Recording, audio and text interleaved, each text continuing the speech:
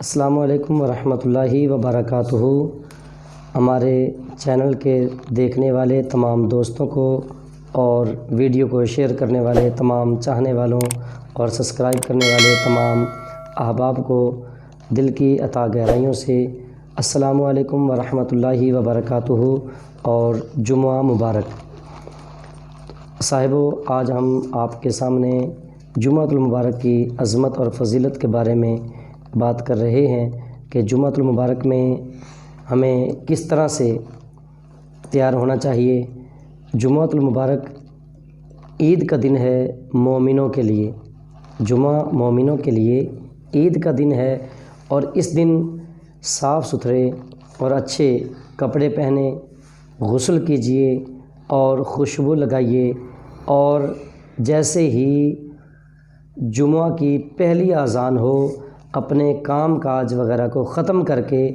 اپنی مسجد کی طرف روانہ ہو جائیے، اور خطیب صاحب کے بیان کرنے سے پہلے آپ وہاں موجود ہوں تاکہ خطیب صاحب کی ہر بات کو آپ سن سکیں اور اس پر عمل کر سکیں۔ تو اس بارے میں یہ یاد رکھیے کہ پیارے آقا صلی اللہ تعالیٰ علیہ وآلہ وسلم کی سنت مبارکہ ہے کہ جمعہ کے دن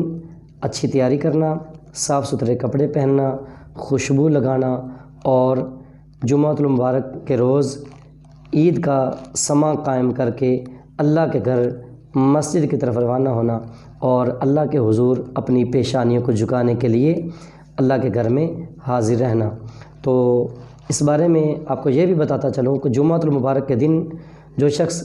313 بار درود شریف پڑھے گا انشاءاللہ عز و جل اس کی تمام نیک مرادیں پوری ہو جائیں گی۔ جمعۃ المبارک کے دن جو شخص 313 مرتبہ حضور علیہ الصلوۃ والسلام کی ذات مبارکہ پر درود و سلام پڑھے گا اس کی تمام نیک اور جائز تمنائیں پوری ہو جائیں گی۔ اور اس کے ساتھ ہی ساتھ آپ کو یہ بتاتا چلوں کہ عام طور پر ہمارے کئی دوست احباب یہ بھی کہتے ہیں کہ ہم تو حلال روزی کماتے ہیں، برکت نہیں، تو وہ اگر جمعے کے دن اذان ہونے کے بعد اگر اپنی شاپ کھولتے ہیں، دکان وغیرہ کھلی ہوتی ہے، یا کوئی اور کام وغیرہ میں وہ مصروف رہتے ہیں جس سے ان کے ذرائع آمدنی وابستہ ہیں، تو اگر اس دوران وہ کام کر رہے ہیں یا مزدوری کر رہے ہیں، کسی طرح سے کسی کام میں وہ مصروف ہیں جس سے ان کے ذرائع آمدنی ہیں، تو وہ اس دوران اذان جمعہ سے لے کر نماز جمعہ کے ختم ہونے تک جو شخص روزی کماتا ہے وہ روزی کمانا اس کے لیے حرام ہے، جائز نہیں ہے۔ تو اپنی روزی کو حلال بنانے کے لیے اور اپنی روزی میں برکتیں حاصل کرنے کے لیے جمعۃ المبارک کا خوب اہتمام کیجیے، اور اذان جمعہ ہوتے ہی مسجد کی طرف اپنے قدموں کو بڑھائیے، اور اللہ کے گھر میں پہنچ کر اپنے رب کے حضور اپنی پیشانیوں کو جھکا کر اپنے دلوں کو سکون دیجیے، اور اپنے رب سے رابطہ قائم کیجیے، اور اپنے رب سے دعائیں مانگیے، اور حضور کی ذات پر زیادہ سے زیادہ درود و سلام پڑھیے۔ جمعۃ المبارک کی بہت زیادہ فضیلتیں اور برکتیں ہیں۔ جو جمعہ کے دن سب سے پہلے مسجد میں حاضر ہوتا ہے اللہ تبارک و تعالیٰ اسے اونٹ صدقہ کرنے کا ثواب عطا کرتا ہے، اور جو اس کے بعد دوسرے نمبر پر مسجد میں حاضر ہوتا ہے اسے ایک گائے اللہ کی راہ میں ذبح کر کے صدقہ کرنے کا ثواب عطا کرتا ہے، اور جو اس کے بعد جاتا ہے اسے ایک بکرا اللہ کی راہ میں صدقہ کرنے کا ثواب عطا کرتا ہے، یہاں تک کہ پھر مرغی انڈا وغیرہ صدقہ کرنے کا ثواب دیا جاتا ہے، اور یہاں تک کہ